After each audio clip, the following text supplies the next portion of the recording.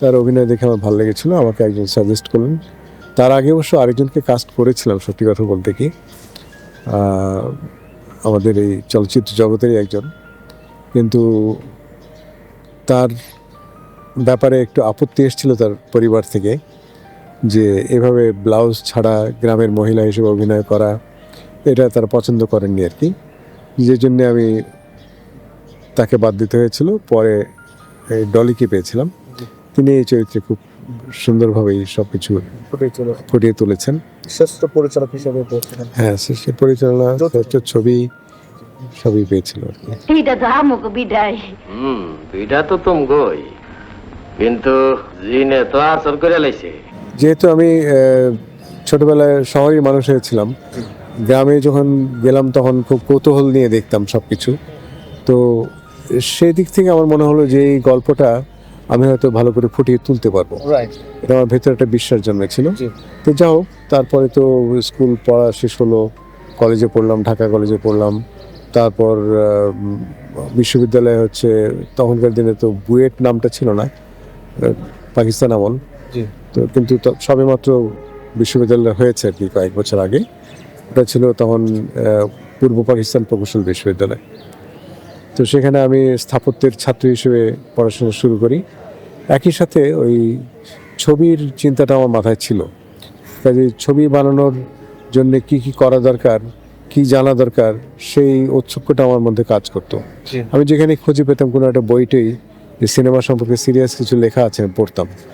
এভাবে এক সময় আমি এদেশে যে চলচ্চিত্র সংসদ আন্দোলন শুরু হয়েছিল তখন 63 সালে, সেটার একজন পুরোধা ব্যক্তি ছিলেন মোহাম্মদ খসরু, তার সাথে আমার পরিচয় ঘটলো এবং বলতে গেলে তার সাকৃত হয়ে গেলাম আর কি।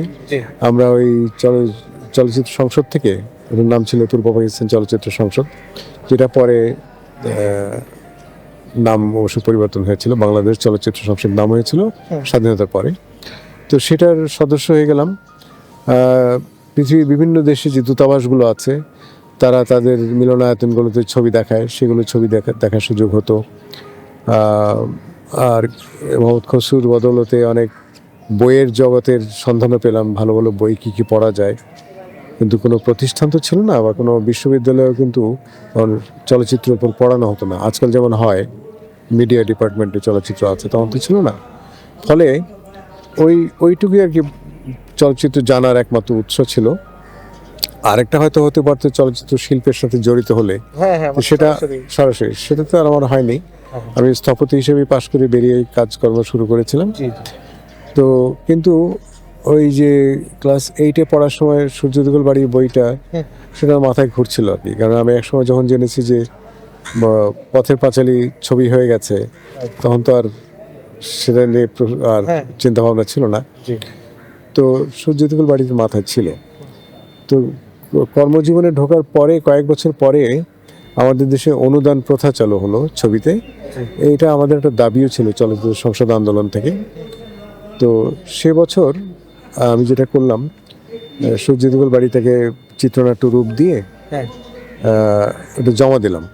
আমার সাথে নিয়েছিলাম আরেকজন, আমার খুব সিনিয়র একজন ছিলেন চলচ্চিত্র সংসদ আন্দোলনে, তিনিও জড়িত ছিলেন, শেখ নিয়ামত আলী। ওনারও খুব ইচ্ছে ছিল সিনেমা বানাবার। তো আমি ভেবেছিলাম যে তাকে যদি আমি জড়িত করতে পারি এই ছবিতে, তাহলে আমি হয়তো এই একটার বেশি ছবি নাও বানাতে পারি, কিন্তু উনি যদি এই ছবির সাথে জড়িত হন, এই অভিজ্ঞতাকে কাজে লাগিয়ে তিনি পরবর্তী সময় ছবি বানাতে পারবেন। কারণ তার খুব ইচ্ছে ছিল অনেকগুলো ছবি করার আর কি। তো তাকেও আমি সাথে নিয়েছিলাম। তিনি পেশায় ছিলেন একজন অ্যাকাউন্টেন্ট। ফলে আমাদের ছবির যে টাকা পয়সা, হিসেব টিসেব, খরচ, এগুলো খুব ভালো দেখতে পারতেন উনি, এবং ওটাই বেশি পছন্দ করতেন। পরিচালনার দায়িত্বটা পুরোটা আমাকেই নিতে হয়েছিল আর কি। তো যাই হোক, আমি তাকে অসম্মান করিনি, তাকে পরিচালক হিসেবেই নাম রেখেছিলাম। আমরা দুজন পরিচালক আর কি। তো কিন্তু আমাদের এই অনুদানের যে পয়সাটা পাওয়া গিয়েছিল, তার পরিমাণ এত কম ছিল, মানে ক্যাশ অ্যান্ড কাইন্ড মিলে মাত্র 2.5 লক্ষ টাকা ছিল। কিন্তু ছবি বানাতে যে আমাদের 10 লাখ টাকার উপরে লেগেছিল। ফলে বাদ বাকি টাকাটা নানানভাবে জোগাড় করা, ধার দেনা, অনেক কিছু করতে হয়েছিল আর কি, এবং এতে অনেক সময়ও লেগেছিল। 3 বছরের বেশি সময় লাগিয়ে এই ছবি শেষ হয়। এবং 1979 সালের এই ডিসেম্বর মাসেই 30 তারিখে ওটা মুক্তি পেয়েছিল ঢাকায় মুক্তি পাওয়ার কোনো মানে সম্ভাবনা তখন ছিল না, কারণ এই ধরনের ছবি নেয়ার মতো পরিবেশক তখন পাওয়া যেত না আর কি। যে ছবিতে নাচ নেই, গান নেই, এটা কি ছবি হলো ছবি হলো এটাই মনে হবে আসলে। ছবির যে আলাদা ভাষা রয়েছে, এক একটা প্যাটার্ন রয়েছে, ছবির যে আলাদা আলাদা ডিপার্টমেন্ট, মানে ছবি বিভিন্ন টাইপের হয়, যার যেটা ভালো লাগে সে সেটাই দেখে। তো তখন একটা পরিবেশনা সংস্থা ছিল শাওন সাগর, হুম। তারা এটাকে নিয়ে মুক্তি দিয়েছিলেন আপনাদের রাজশাহীতে, নাটোরে। হুম। তো সেখানে ছবিটা মুক্তি পেয়েছিল বোধহয় ডিসেম্বরের 30 তারিখের দিকে, 1979 সালের। তো তার সেই বছরের প্রায় সবগুলো জাতীয় পুরস্কারই পেয়েছিল, 79 সালের ছবি হিসেবে আর কি। তো এইভাবে আর কি ছবিটা তৈরি হয়, এবং তার পরের বছর মানে 80 সালে আমাকে আবার বিভিন্ন চলচ্চিত্র উৎসবে পাঠিয়েছিল তথ্য মন্ত্রণালয় থেকে ইউরোপের কয়েকটা দেশে। আমি গিয়েছিলাম এবং গোটা 5 পুরস্কারও পেয়েছিল এই ছবিটা তখন আর কি সেই সময়।